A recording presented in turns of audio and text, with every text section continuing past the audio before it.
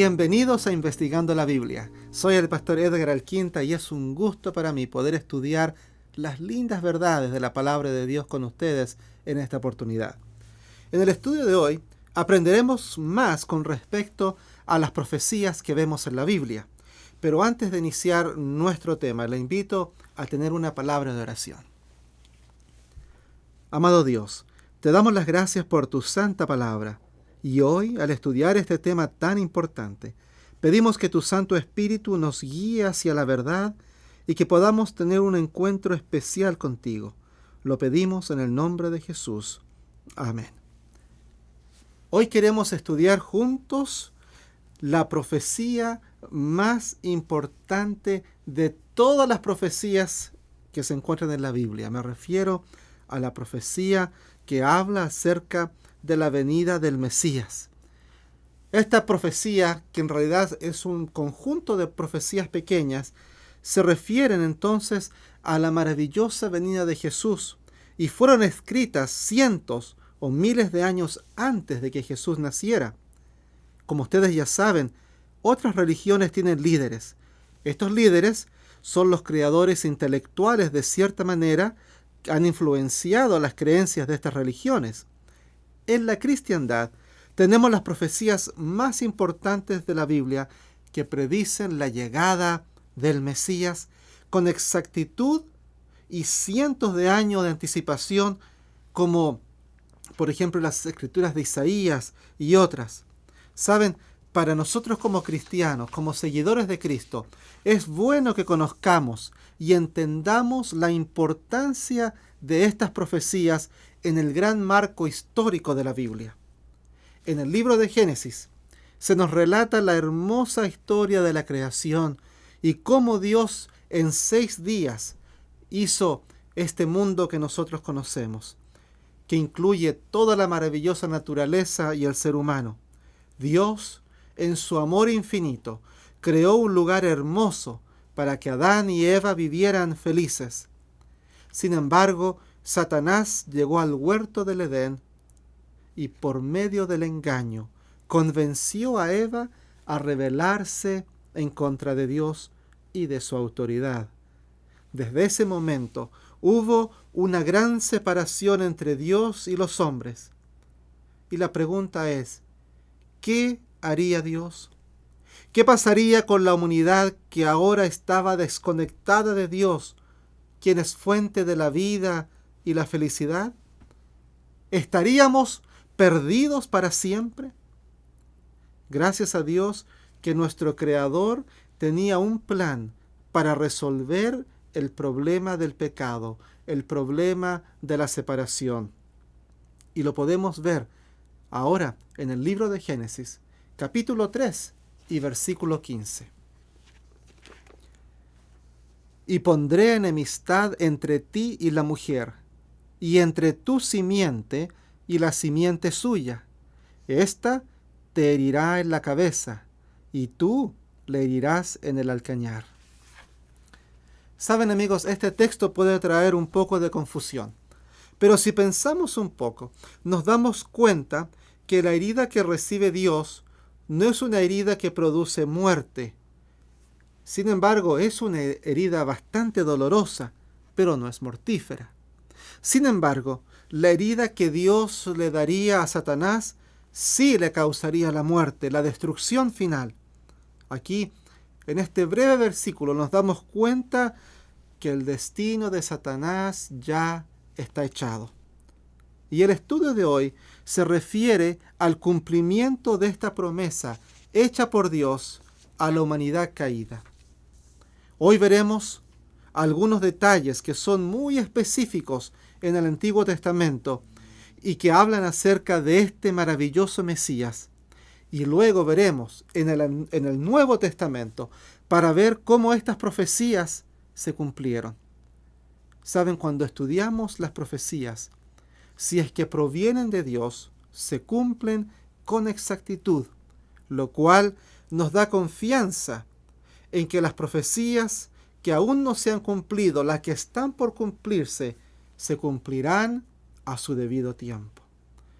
Quiero que juntos entonces ahora empecemos en un maravilloso estudio acerca de las profecías del Antiguo Testamento y su cumplimiento en el Nuevo Testamento. Te voy a invitar que si tienes un lápiz o un papel, que por favor anotes ahí los textos para que tú después los puedas estudiar con mayor detención. Vamos ahora a empezar en el libro de Isaías, capítulo 7 y versículo 14.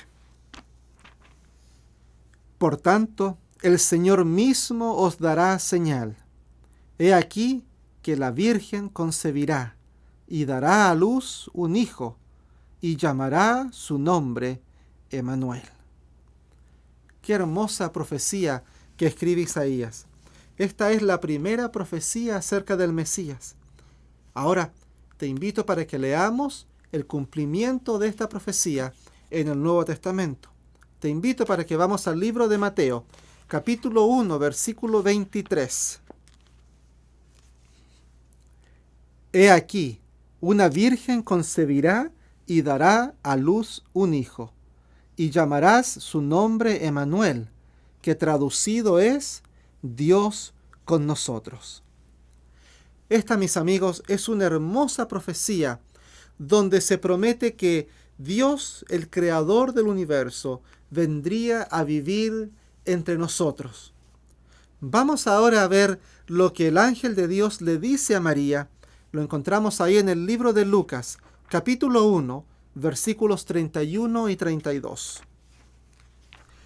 Y ahora concebirás en tu vientre, y darás a luz un hijo, y llamarás su nombre Jesús. Este será grande, y será llamado Hijo del Altísimo, y el Señor Dios le dará el trono de David, su padre. Amigos, aquí vemos cómo María es llamada por Dios para cumplir la profecía acerca de la venida del Mesías. Vamos ahora a leer en el libro de Isaías, capítulo 61, versículos 1 y 2. El Espíritu de Jehová el Señor está sobre mí, porque me ungió Jehová, me ha enviado a predicar buenas nuevas a los abatidos, a vendar a los quebrantados de corazón, a publicar libertad a los cautivos y a los presos apertura de la cárcel, a proclamar el año de la buena voluntad de Jehová y el día de venganza del Dios nuestro, a consolar a todos los enlutados. Sabes, amigo, esta profecía se cumple cuando Jesús predica su primer sermón ahí en la ciudad donde él se crió cuando era niño. Después de unos años él vuelve, ahora ya adulto, empieza su ministerio, entra, ¿no es cierto?, en la iglesia, toma el rollo, lo abre y lo lee. Vamos a ver qué es lo que nos cuenta el libro de Lucas, en cómo es que sucedió esto. Vamos a leer en Lucas capítulo 4, versículos del 16 al 21. Vino a Nazaret, donde se había criado, y en el día de reposo entró en la sinagoga, conforme a su costumbre, y se levantó a leer.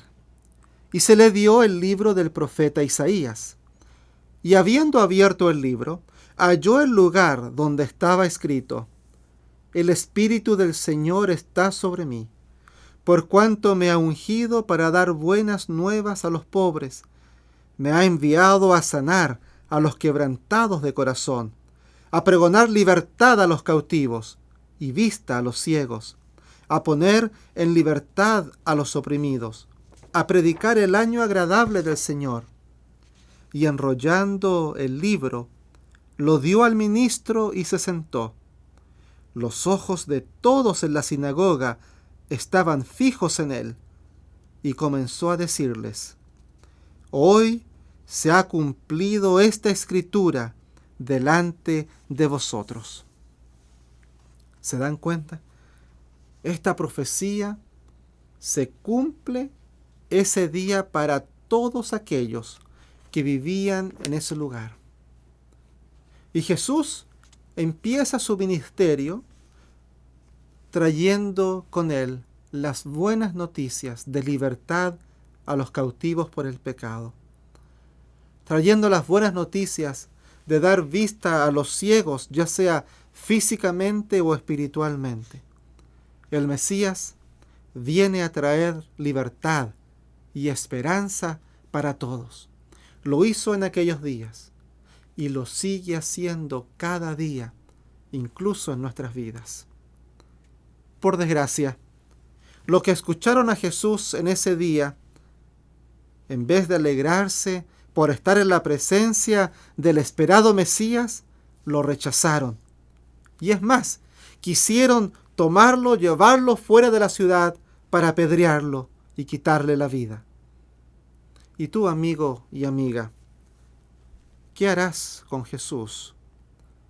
Al escuchar quizás sus verdades, al escuchar sus promesas, ¿qué harás con él? ¿Estás listo para recibirlo en tu corazón? ¿O como los hombres y mujeres de ese pueblo, lo vas a rechazar, como sucedió en esa ocasión? La decisión es tuya. Te invito en este momento a que tú puedas pensar, ¿qué vas a hacer con Cristo? Si lo vas a aceptar o lo vas a rechazar. Vamos ahora a ver otra profecía, ahí en el libro de los Salmos, capítulo 55, versículos 12 y 13.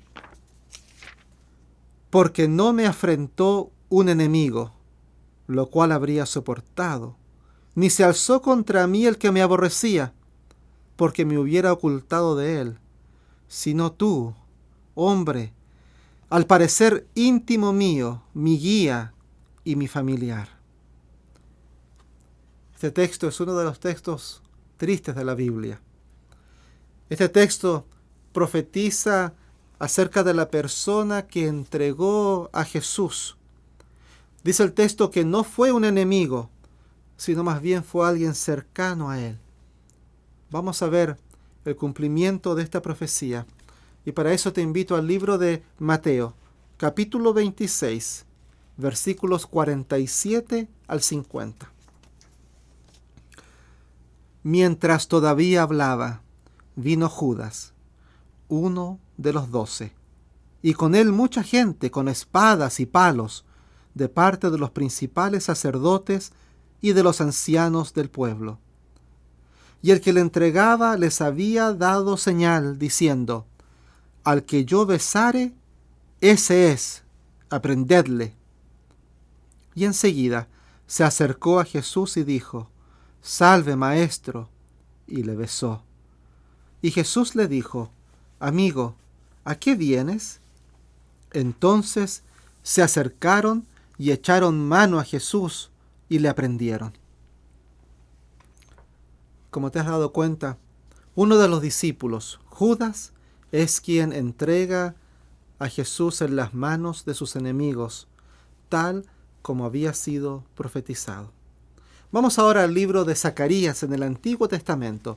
Vamos a ver el capítulo 11 y vamos a leer los versículos 12 y 13. Y les dije: si os parece bien, dadme mi salario, y si no, dejadlo. Y pesaron por mi salario 30 piezas de plata. Y me dijo Jehová: échalo al tesoro, hermoso precio con que me han apreciado. Y tomé las 30 piezas de plata y las eché en la casa de Jehová al tesoro. Esta profecía que vemos ahí en el libro de Zacarías nos dice exactamente lo que Judas hizo con el dinero que recibió por entregar a Jesús. Vamos a ver ahora en el Nuevo Testamento cómo es que se cumple esta profecía. Y para eso, volvamos al libro de Mateo, capítulo 27, versículos 3 al 8. Entonces Judas, el que le había entregado, viendo que era condenado, devolvió arrepentido las 30 piezas de plata a los principales sacerdotes y a los ancianos, diciendo: yo he pecado entregando sangre inocente. Mas ellos dijeron: ¿qué nos importa a nosotros? Allá tú. y arrojando las piezas de plata en el templo, salió y fue y se ahorcó. Los principales sacerdotes, tomando las piezas de plata, dijeron: no es lícito echarlas en el tesoro de las ofrendas, porque es precio de sangre. Y después de consultar, compraron con ellas el campo del alfarero, para sepultura de los extranjeros, por lo cual aquel campo se llama hasta el día de hoy campo de sangre. ¿Te das cuenta, amigo y amiga, cómo cada detalle de las profecías del Antiguo Testamento se van cumpliendo con exactitud en el Nuevo Testamento? Qué interesante cómo Dios orquesta esto para que todo suceda tal cual Él lo está planificando, porque Dios está al control. Quiero ahora que vayamos a ver otra profecía, ahí en el libro de los Salmos, capítulo 22, versículo 18.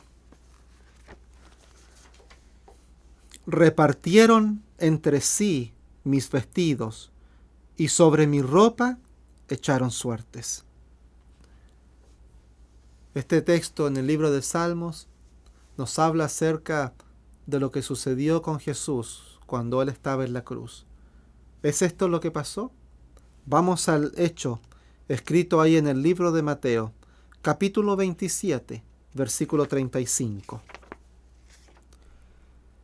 Cuando lo hubieron crucificado, repartieron entre sí sus vestidos, echando suertes para que se cumpliese lo dicho por el profeta: repartieron entre sí mis vestidos, y sobre mi ropa echaron suertes. Qué interesante, cómo cada detalle se va cumpliendo en la vida de Cristo, el Mesías, el Salvador del mundo. Estamos estudiando la profecía más importante en la Biblia, que tiene que ver con el Mesías prometido. Y al ver cómo cada detalle se cumple, nos da confianza en la credibilidad de las Escrituras. Vamos ahora nuevamente al libro de Salmos, capítulo 22 y versículo 1. Dios mío, ¿por qué me has desamparado? ¿Por qué estás tan lejos de mi salvación y de las palabras de mi clamor? Qué interesante lo que escribe aquí David en el libro de los Salmos, cientos de años antes de que esto ocurriera. Y lo que acabamos de leer es una de las frases más conocidas de Jesús en la cruz. Pero, ¿es esto como pasó? Vamos a leer el registro bíblico, ahí en el libro de Mateo, capítulo 27, versículo 46. Cerca de la hora novena, Jesús clamó a gran voz diciendo: Elí, Elí, lama sabactani. Esto es: Dios mío, ¿por qué me has desamparado? Amigo y amiga, lo que vemos acá es un relato triste acerca de lo que Jesús dice antes de morir. Lo que vemos acá es el retrato de lo que nuestros pecados han hecho en la vida de Jesús. Los pecados tuyos y míos, que han creado una tremenda separación entre Jesús y su Padre, entre Jesús y el cielo. Y ahora Él está colgando en la cruz, sin estar conectado a su Padre como siempre Él lo había estado, por causa de la separación que causa el pecado. Y no hay nada que Él pueda hacer, y no hay nada que Dios pueda hacer.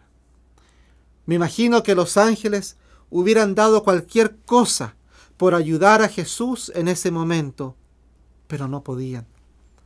Él tenía que sufrir y padecer por nosotros. Cristo en ese momento pone toda su confianza en Dios, su Padre. Y aunque no lo podía ver, aunque no lo podía sentir, sabía que su Padre Celestial estaba sufriendo al verlo colgar en una cruz y morir. Amigos, quizás tú y yo nunca podamos comprender tanto amor, pero sí podemos responder a ese amor abriendo nuestro corazón a Cristo y aceptándolo como nuestro Salvador, para que el sacrificio que Él hizo en la cruz no sea en vano, para que esas palabras de Jesús no hayan sido dichas sin motivo, porque Jesús volvería a hacerlo nuevamente por ti. Quiero que vayamos nuevamente al libro de Salmos, capítulo 34 y versículo 20.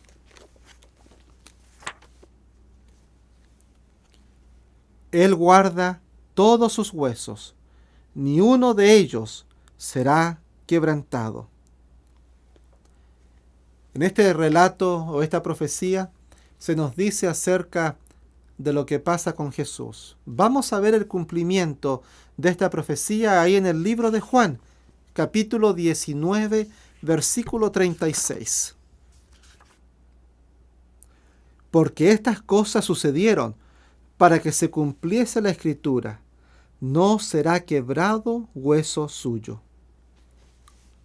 ¿Saben? Cuando los romanos vinieron a ver el cuerpo de Jesús, se dieron cuenta de que Él ya había muerto, y por lo tanto no tuvieron que romper los huesos de sus piernas, que era el proceso que ellos utilizaban para acelerar la muerte de los que estaban crucificados.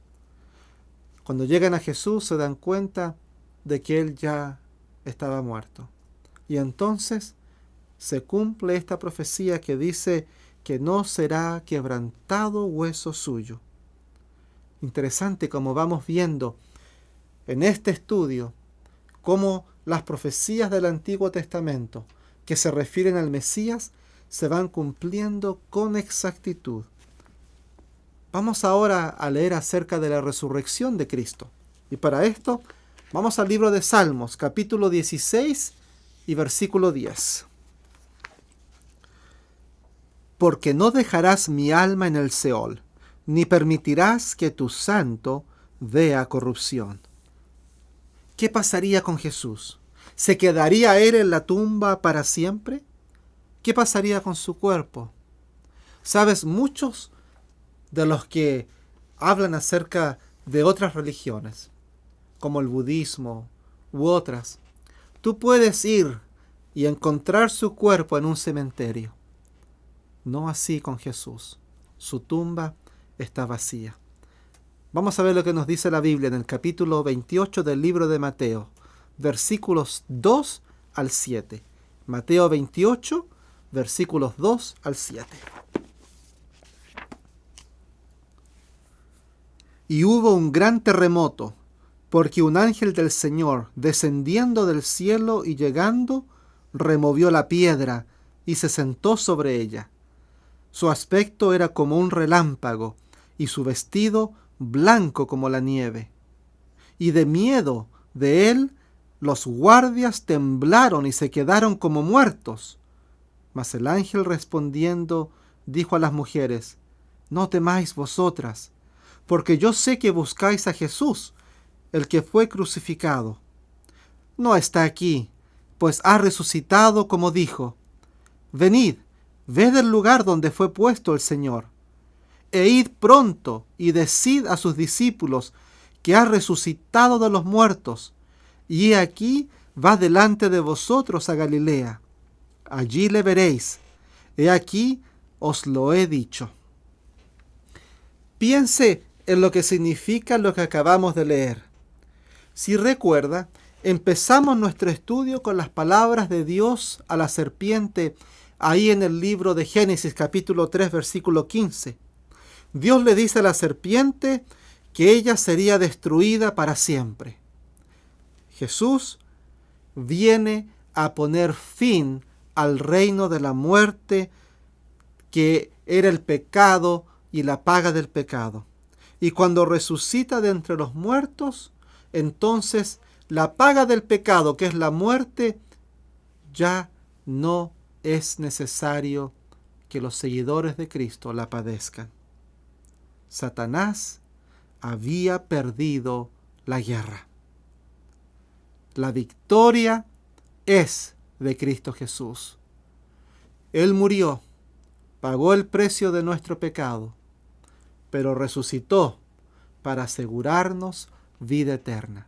Qué maravillosas palabras que nos muestra la palabra de Dios acerca de este Mesías.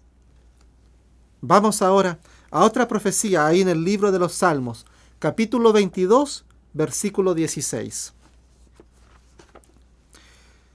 Porque perros me han rodeado, me ha cercado cuadrilla de malignos, horadaron mis manos y mis pies.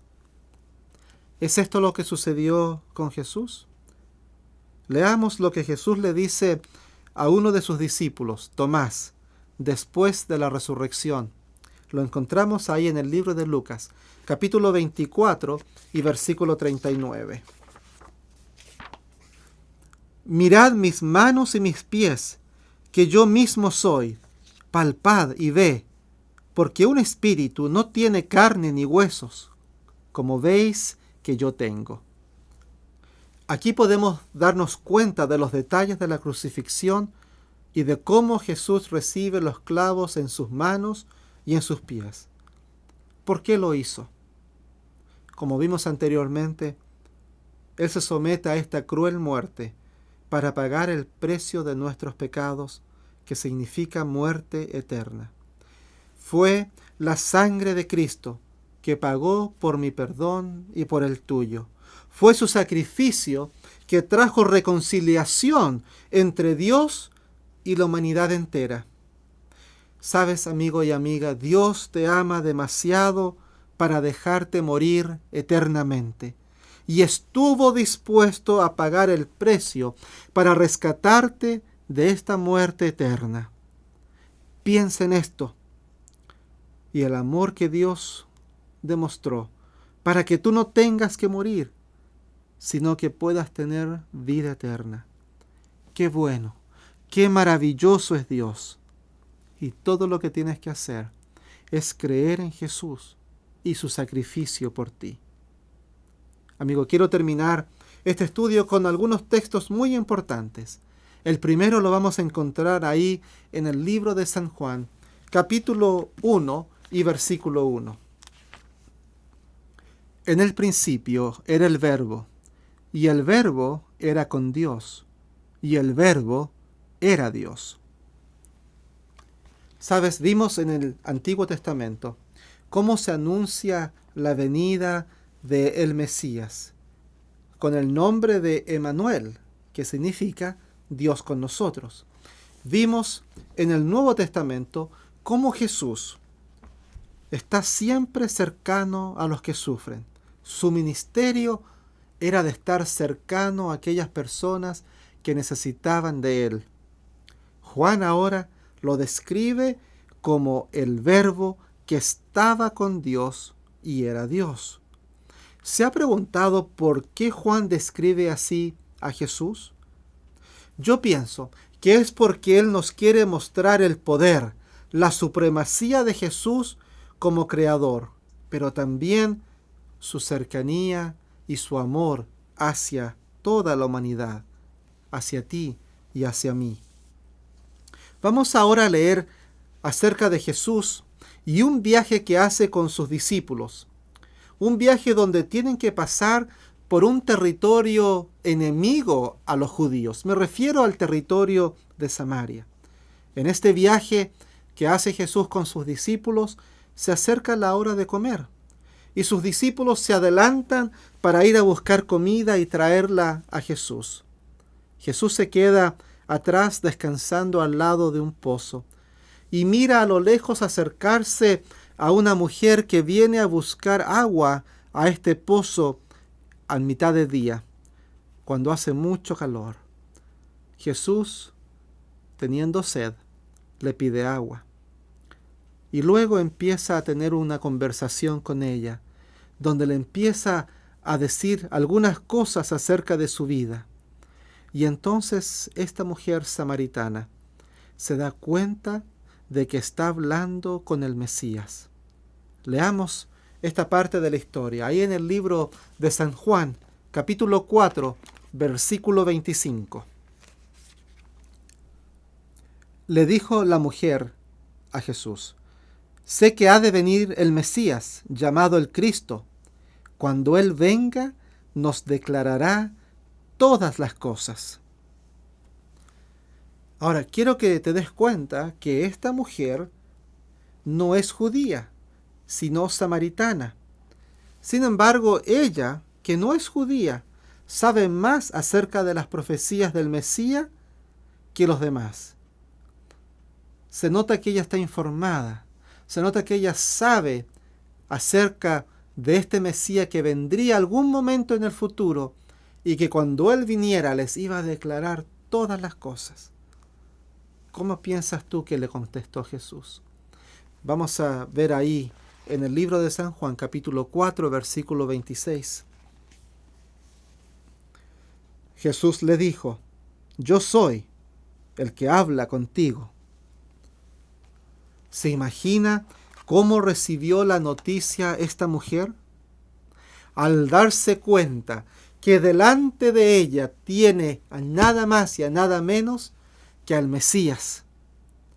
La historia continúa y nos dice cómo ella está tan asombrada y feliz que corre al pueblo a contarle a todos los demás que ha visto al Mesías.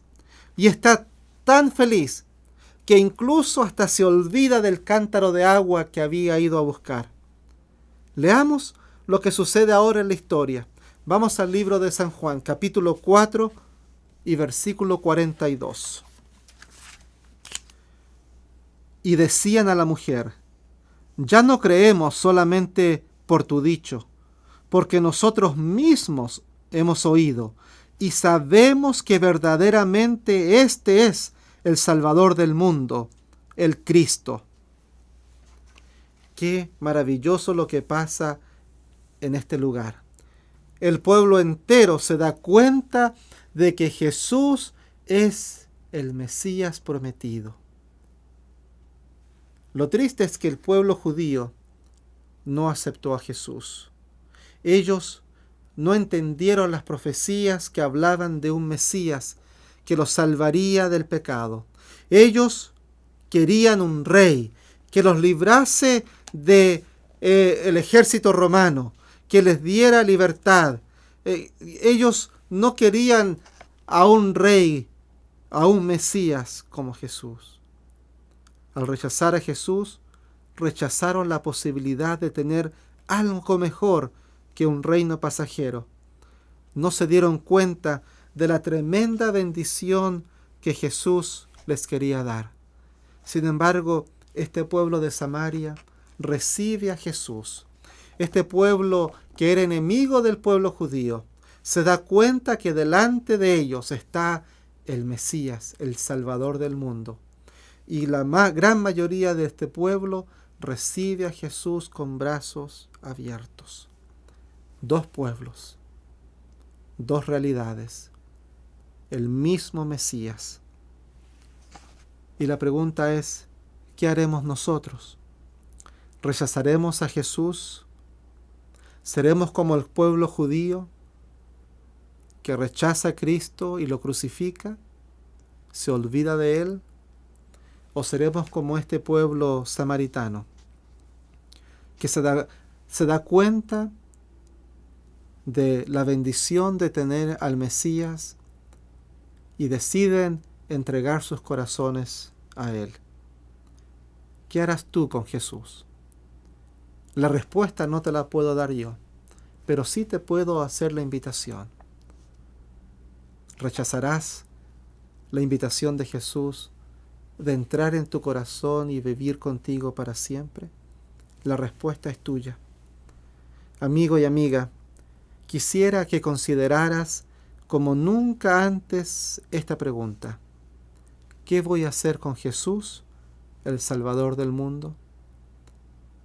¿Voy a recibir al Mesías en mi corazón para que esté siempre conmigo? Si usted quiere experimentar verdadera salvación, paz, alegría, sentido a su vida, entonces su respuesta debe de ser positiva. Su respuesta debe ser sí, acepto a Jesús. Su respuesta debe de ser: Señor Jesús, te amo y gracias por el sacrificio que has hecho. Te recibo en mi corazón. ¿Sabes? Este es un momento donde tú puedes tomar una decisión que puede impactar el resto de tu vida. Hemos estudiado acerca de las profecías en el Antiguo Testamento que dan fe de la venida del Mesías, este Salvador que entregó su vida en rescate por la tuya. Y entonces, ahora queda solamente la pregunta: ¿estás dispuesto o dispuesta a dejarlo todo y aceptar a Jesús para que Él haga la transformación que tu vida necesita? ¿Estás dispuesto a dejar atrás la tristeza y el dolor y empezar una vida de alegría, de fe y esperanza en las manos de Jesús? La decisión es tuya. Te invito a que tengamos una palabra de oración. Amado Padre, hoy te agradecemos porque aunque nos hemos alejado de ti por causa de nuestro pecado, tú siempre has estado con nosotros. Te damos gracias por el plan de salvación que nos da esperanza de una vida mejor. Te damos gracias porque derrotaste a Satanás y ahora, si te aceptamos, también nos puedes dar la victoria en nuestras vidas. Gracias, Señor, por las profecías que nos ayudan a confiar en tu palabra. Te pedimos que entres en nuestro corazón y nos regales de tu paz que tanto necesitamos. Te pedimos que nos des fortaleza para estudiar más tu palabra y conocerte mejor como nuestro Salvador y nuestro amigo. Porque te pedimos todo esto en el nombre de Jesús. Amén. Amigo y amiga, que Dios te bendiga y que Dios te guarde. Será hasta una próxima vez, cuando nos encontremos nuevamente para otro estudio en Aquí, Investigando la Biblia.